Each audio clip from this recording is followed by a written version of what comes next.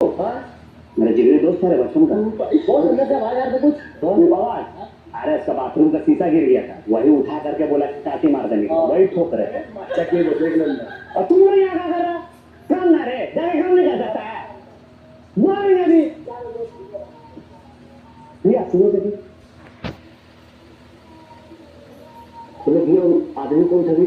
मालिक का बड़ा भाई है वो। मालिक का बड़ा? हाँ, तब ने उसको भगा दिया, अपना हिस्से पे घर बना रहा है।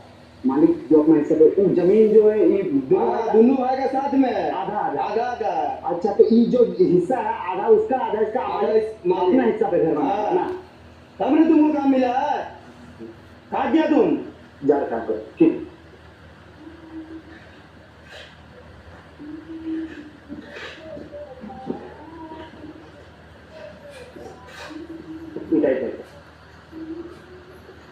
सीधा लग रहा है, हाँ वो सीधा है, पूरा सीधा, परफेक्ट लग रहा है।